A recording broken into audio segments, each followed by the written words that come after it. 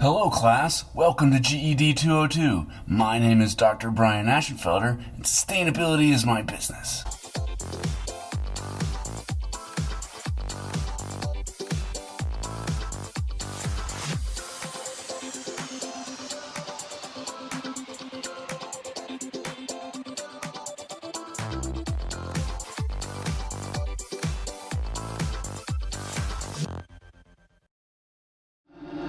Britain's coastline is again threatened with pollution, thus creating the serious problem of pollution. The air is so thick with pollution, it looks like night at the height of noon.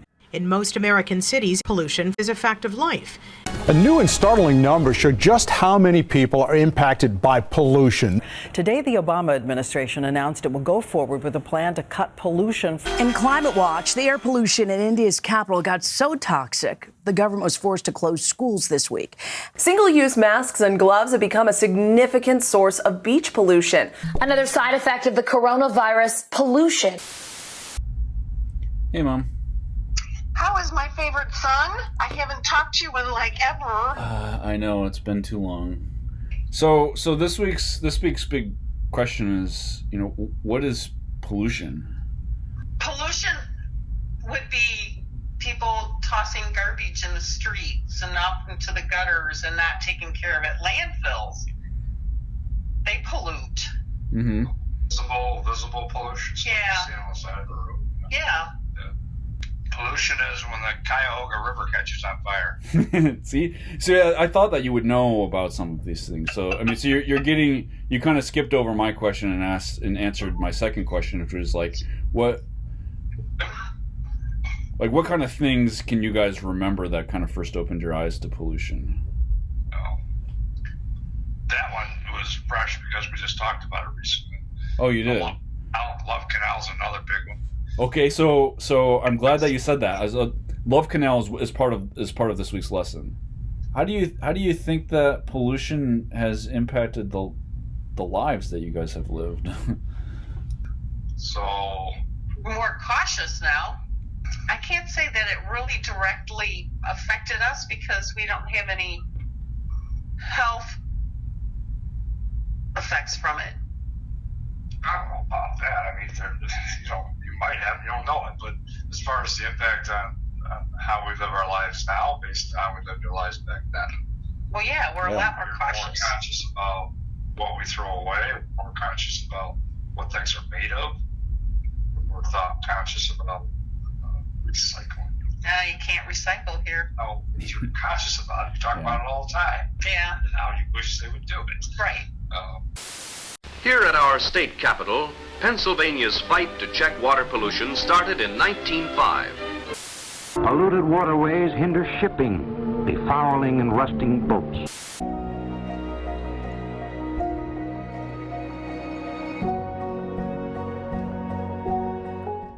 There is only one place humans can live, the Earth. But we're making it harder and harder on ourselves because we have a history of making our planet more and more unclean through pollutants.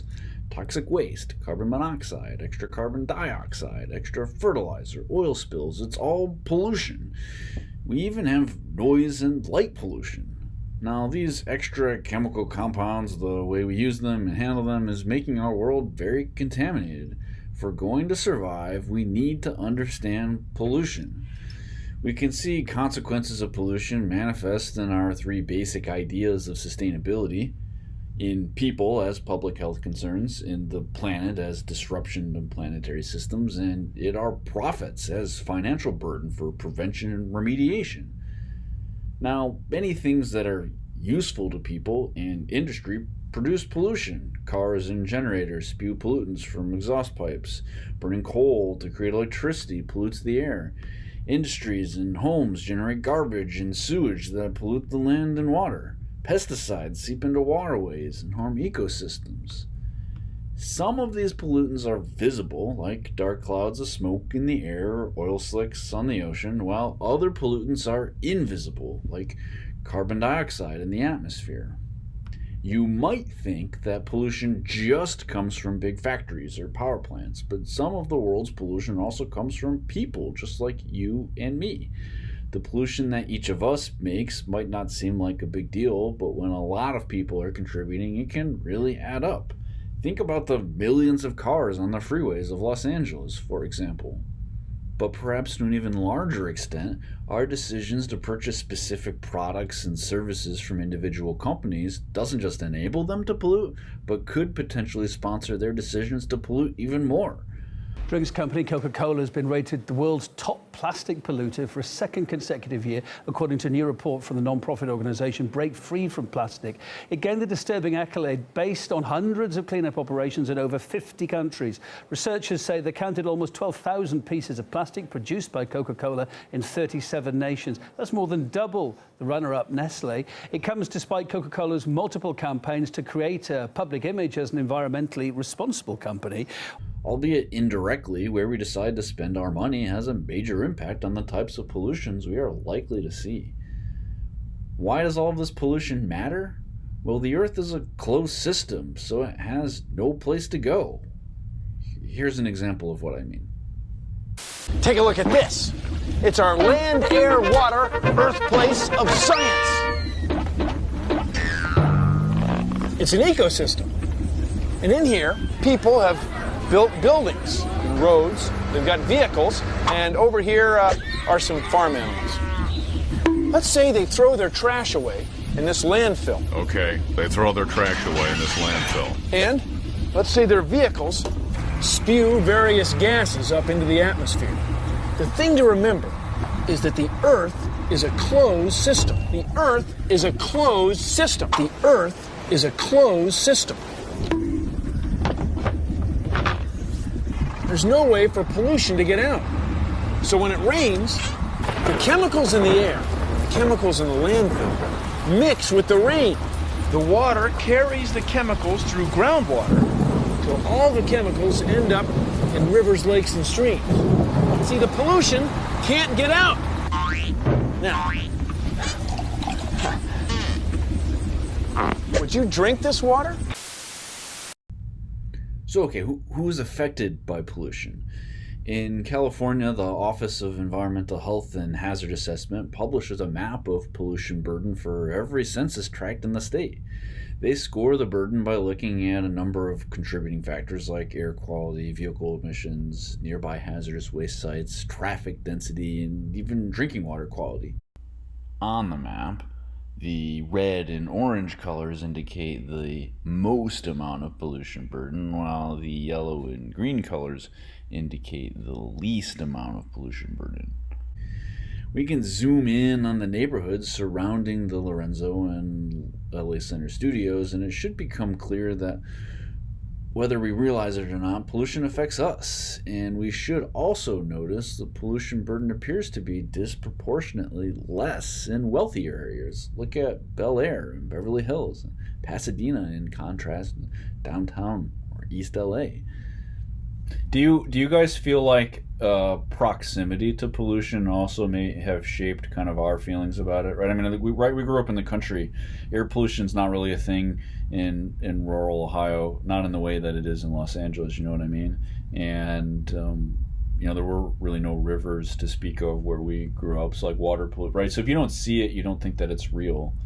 Is that true for you guys, you think, right? Not seeing it maybe? That's true for anybody as far as how close you live to it. If you live in a big city and that's where you grew up your whole life, you're around all that pollution, you're acclimated to it, you don't even think probably twice about it. But oh no, I'm thinking it's the opposite. They're more conscious of how polluted it is. Not if you grew up with it. If you moved from the rural to the city, and you would probably have a hard time getting used to the air pollution and the volume of people pollution, industrial pollution, coming from a rural setting. See, and I'm thinking, Brian, we grew up in a rural area, so yeah, it's out there, but it's not affecting us, so you don't think about it.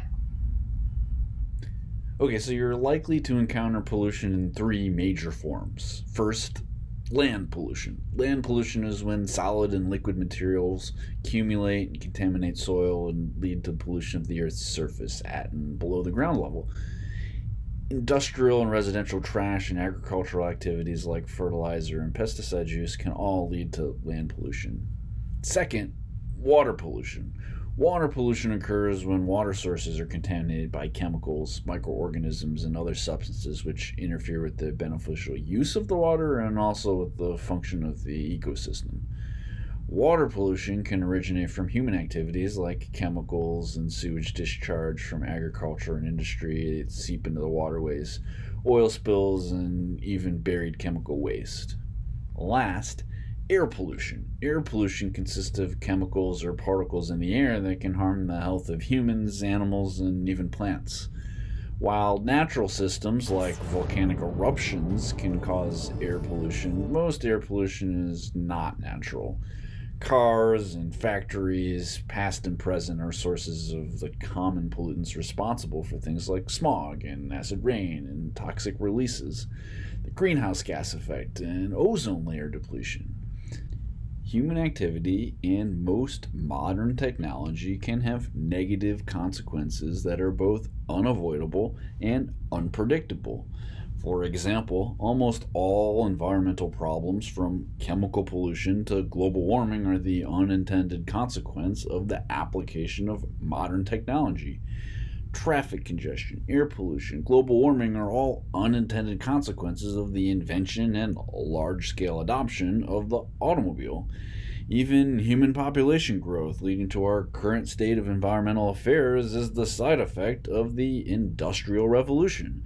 The law of unintended consequences tells us that the deliberate changes to the ecosystem will have usually negative unintended consequences. Now, in other cases, the damage from pollution can be incidental to the target area. For example, the choice to use a particularly harmful pesticide might kill your intended pest, but could also wipe out a completely different species altogether. When this happens, pollution can be considered to create collateral damage. So what do we do about all of this pollution? First, the best thing we can probably do is prevent it from happening in the first place. Governments can prevent pollution by passing laws that limit or ban the amount or types of chemicals businesses and private residences are allowed to use. This can be done by way of financial, civil, or even criminal penalties. People and businesses that illegally dump pollutants into the land, water, and air can be fined for millions of dollars or even face jail time. For instance, in 1969, the Cuyahoga River in Cleveland, Ohio was so filled with oil and waste that it caught on fire. For real fire, like fire, the kind with flames and smoke and heat and fire. And it caused the equivalent of $400,000 worth of damage. This fire was the motivation for new laws that limited the pollutants that could be released into waters in the United States and set standards for how clean water should be. Second, control. Now, the smoke from fossil fuel burning power plants can be filtered. We can install pollution control devices on our factories and on our cars, and we can treat wastewater. This is merely a way of reducing or minimizing pollution, not eliminating it, and it can still expose us to some negative human and planetary health consequences, but it's certainly much better than just sort of dumping and polluting at will. Last, we can remediate. If we fail to prevent or control pollution, we are forced to remediate it, clean it up. To do that, we can create programs that monitor our activities and force polluters to clean up the sites that they pollute. We established agencies like the Environmental Protection Agency to police our own behavior and force accountability. And you might be shocked to know that this is a relatively new idea. Do you guys remember living in a world where the Environmental Protection Agency didn't exist? Probably in the 60s when we were kids. I don't even know when they started EPA, but as a kid, I don't remember hearing about it until later on when I was old enough to pay attention. Right, and I didn't even know. You asked me this weeks ago. I didn't hear about sustainability until you went to college. Yeah, that's what I'm getting at, right? Is the EPA didn't form until the 1970s, and so prior to that, it was the Wild West. right? I mean, there were no rules, right? There's nobody watching. You could do almost whatever you wanted because there was all just depending on what state you lived in and how much you can get away with. Yeah. With no EPA, yeah.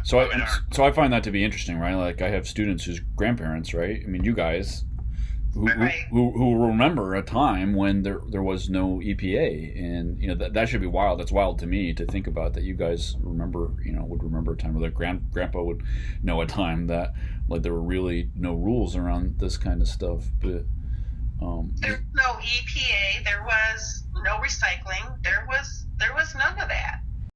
It's important to remember that our attempts to control and remediate pollution are not magic bullets, and in fact, they can expose us to just as much harm as the pollution itself.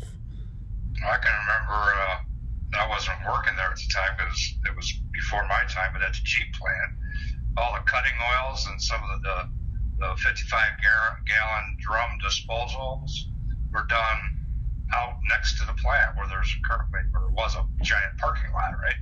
So they used to just leach it into the ground there. We had a site, and there was a pit there underneath that basement that contained all the oil residue and waste product, cutting oils, and you name it would go into this pit. And of course, they would pump the pit out every so often back in the day. But because it had been used for so many years, it leached into the ground too. So the pit was empty at some point, but it kept getting full again because the ground was leaching back into the pit. And we, as the powerhouse guys, our job was to go to that basement once a day and check the pumps that were pumping the pit out into the 55-gallon drums. We had no idea what was in the drums; they weren't labeled. Just to make sure the pump was running and the drums were not full. And if the drums were full, make sure we indexed to the next drum. And that was literally coming out of the ground underneath that building. That's kind of scary, honestly. Yeah, that's some nasty stuff. And they knew about it, and it was something that the plant safety department, they're the ones that had to monitor, and hazmat had to come get the drums once a week, cart them off someplace. But they never told us what we were actually pumping. That's really scary. If any of you ended up with cancer later on, right? I mean, it's like, geez, no big deal. We were just pumping. You'd say that. That's not funny because a lot of people Dad worked with back then got cancer and are either no longer alive or very sick. Well, I mean, I think that operation is kind of an interesting, sort of case study in all of this, particularly in like how pollution affects people. So we think about like the big smokestack, for example, and it's like, oh yeah, like that's visible pollution I can see. But then like sometimes I think about like someone had to like clean the fly ash out of those too, right? Like that's someone's job, right, to like clean out the inside of those. That was my job to go in there and clean those bags out, all the fly ash from the ash towers. But you wore a mask. But early on, they did not have any. They had just the 3M paper mask and your coveralls, and then maybe some goggles. Then about a year or two after I started there, because we started complaining, some younger guys did, they got us air packs with rechargeable charcoal filter, seal around your face kind of head mess, and which was a lot better because the fly ash has arsenic in it, and you get arsenic poisoning absorption through the skin. And that happened to one of our guys, and he came in the next day, and his whole side of his face was all swollen up like a banana. And we sent him down. They sent him to the hospital. They got a blood test done on him. He had arsenic poisoning. But remember, reducing pollution requires so much more than just a police force. It takes industrial, political, and environmental leadership. In the coming segments, we're going to explore stories from some of the most significant events that have shaped our public understanding of the real dangers of pollution to human and planetary health.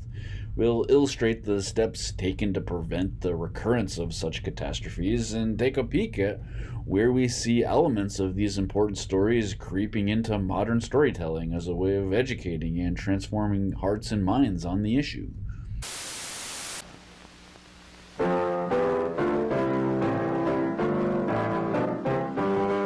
If you visit American city. You will find it very pretty. Just two things of which you must beware.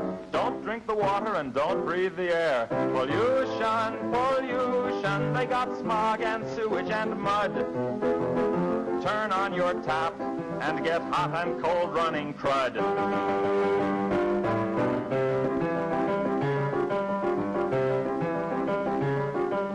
See the halibuts and the sturgeons being wiped out by detergents.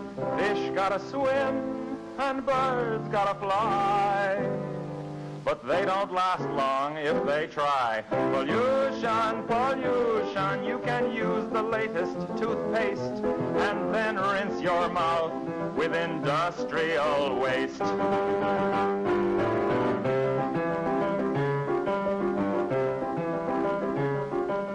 Just go out for a breath of air, and you'll be ready for Medicare. The city streets are really quite a thrill. If the hoods don't get you, the monoxide will. Pollution, pollution, wear a gas mask and a veil. Then you can breathe, long as you don't inhale.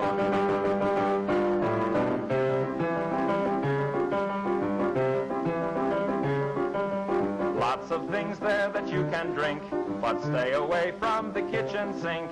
Throw out your breakfast garbage, and I've got a hunch that the folks downstream will drink it for lunch. So go to the city, see the crazy people there, like lambs to the slaughter.